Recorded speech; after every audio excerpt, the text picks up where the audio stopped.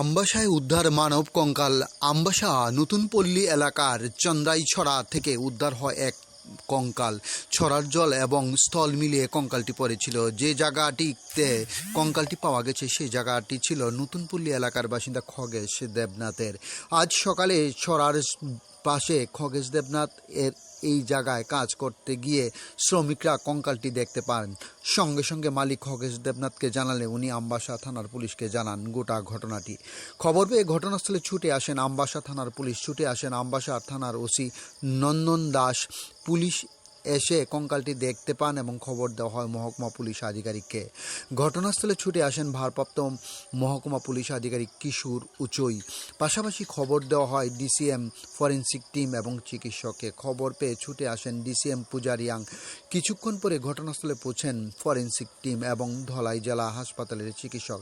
ডিসিএমের উপস্থিতিতে forensic team মানব কঙ্কালটির পরীক্ষা নিরীক্ষা করেন এবং পরবর্তী সময় ঘটনাস্থলে মানব কঙ্কালটির ময়নাতদন্ত করেন চিকিৎসক বলে জানা যায়। ডিউরি রিপোর্ট, খোয়াই টাইমস বাংলা। কামড়ালো আমার কি কাজ করতে নিছে খুঁটি কাছে খুঁটি কাটিয়া এখানে আনা দিব, আনা দিতে গিয়েছে রা। তারপরে এরা আমি ওই কাপড় আনতেছি আনা বান্ধনের লেগিয়া, তখন এরা যাইতেছে ওইটা যে বাড়িতে কাজ করতো না বলে। তারা বলছে কাজ করতাম জামুগা কেটে যাবে না, কয়ে এখানে কাজ করতাম না, এখানে কাজ করতাম জামুগা। আমি কেলে যাবে প্রশ্ন তারা। এরপর কইতেছে যে চলেন দেখাইমো, কারণ দেখা কেলে কাজ করছি না। ওই তখনই আমরা নিয়ে এখানে দেখা করতেছে, কলে ওই দেখেন একটা আছে মাথার দেখা যায়, আর একটা প্যান্টের ভিতরে দেখেন, প্যান্টটা দেখেন, আর এরকম আছে এই কঙ্কালের আছে, বুকের আছে।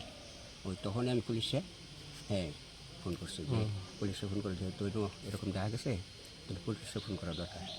এটা কোন জায়গা? এটা হলো নতুনপল্লী, আর এটা হলো সরার মধ্যে, এই চান্দাই সরার মধ্যে, এটা সরের মধ্যে বুঝো না, চরের ড্রেনের মধ্যে পড়ছে,